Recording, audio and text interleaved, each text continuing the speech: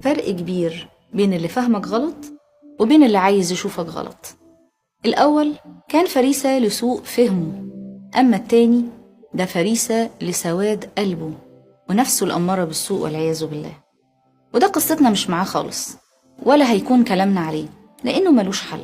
ده بالعكس، لو حاولت معاه هيكرهك أكتر وهيقول عليك خبيث وممثل وعامل فيها مصلح اجتماعي، لأنه زي ما قلنا هو رسم لك صورة وعايز يشوفك كده. كلامنا بقى هيكون عن الصنف الأول اللي بينك وبينه سوء فهم، زي الموقف اللي حصل مع سيدنا النبي صلى الله عليه وسلم سنة 8 هجريا، وبالتحديد في شهر شوال انتصر المسلمين في غزوة حنين.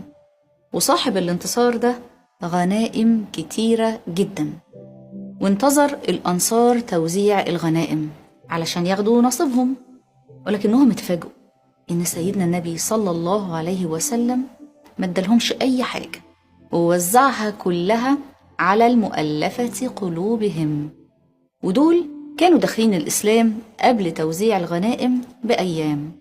حزنوا الأنصار وما كانوش فاهمين ليه حصل كده، وكانوا شايفين إنهم أحق بالغنائم.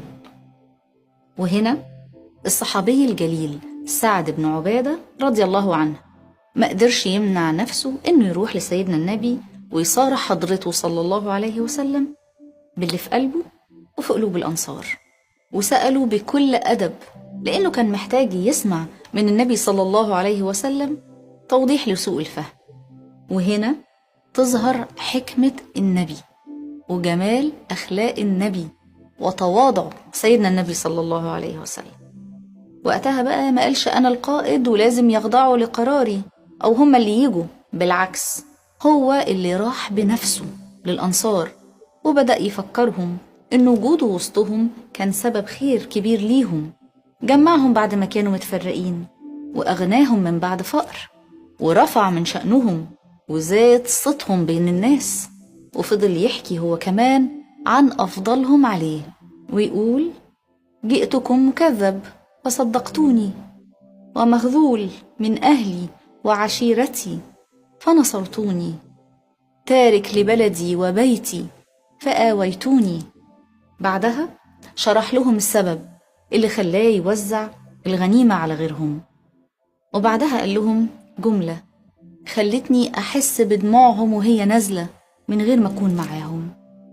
قال أما ترضون أن يذهب الناس بالشاة والبعير وتذهبون أنتم برسول الله إلى رحالكم؟ كان بيفكرهم بالخير الكبير اللي هم فيه. لو الناس دي أخذت غنيمة من خير الدنيا فأنتم معاكم خير الدنيا كلها والآخرة، أنتم معاكم خير خلق الله، معاكم النبي صلى الله عليه وسلم. وقال لولا أني من المهاجرين لتسميت بالأنصار، ولو سلك الناس واديا وشعبا لسلكت وادي الأنصار وشعبها. رضاهم وجبر بخاطرهم وفهمهم. وحاجتين انت لازم تعملهم وقت سوء الفهم وتتعلمهم من النبي صلى الله عليه وسلم.